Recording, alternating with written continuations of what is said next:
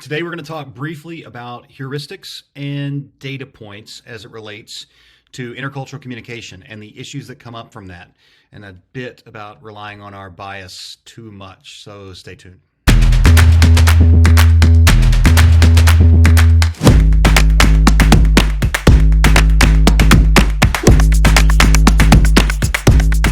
So today I want to talk about data points and why they become even more important when you are working abroad or working domestically with teams that have a lot of different cultures on them. One thing that we see that happens a lot and gets reported back a lot from our expat advisory board is people relying too heavily on their previous experience or their bias about specific cultures. In other words, making assumptions about how someone is going to react or why someone's reacting a certain way, et cetera, et cetera. And I'll give you an example. One of my colleagues made a big hire at one point in time, a very expensive hire, and based on the interview profile and the interview discussion that went on. As time went on, the performance was not what it needed to be. The performance was never fantastic.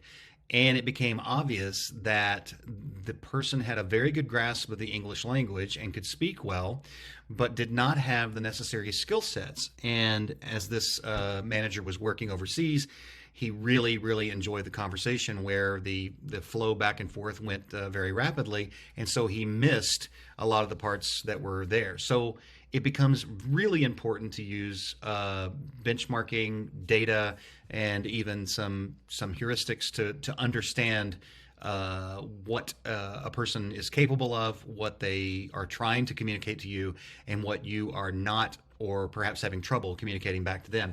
Now, this is one tool that I use a lot called the HBDI. It's a Herman Brain Dominance Instrument, and it's one of the most widely used and most rigorous testing profiles to show an individual's preferences, their work style preferences. Now, this stuff is used in companies where there are no real divergence of intercultural situations, but it really becomes important when you do have that cultural diversity, because you want to make sure that you have data points on your side. You're not relying on your eyes and your ears to do that, because sometimes that can be misleading.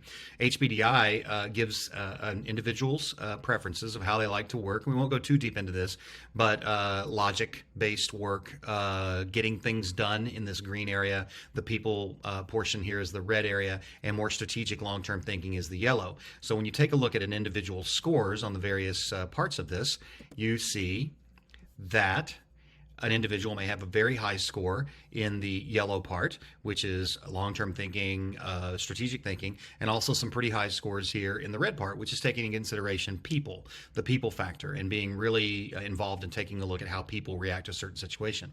When you look at another colleague's profile, they may be a little bit more inclined to rely on the green, which means step 1, step 2, step 3, getting things organized and getting things moving in the right direction, and maybe the logic side of things, which enables them to really deeply understand the numbers and have a preference towards relying on that as opposed to others' preferences. So the tool really doesn't matter. It's making sure that you are checking your bias by having data points available. So I have always used HBDI. It's been wonderful to me, but whatever you use something rigorous based in science that also everybody can take so that you can compare profiles and get team averages. The biggest problem that we see especially in early executives, people who are early in their executive expat journey, is people making the mistake of bias and not understanding that their bias is telling them one thing, but the facts on the ground are actually telling them something else, because of language barriers, because of cultural barriers, because of business cultural barriers, and things of that nature. Being curious is the most important thing. So just a helpful note here: get help.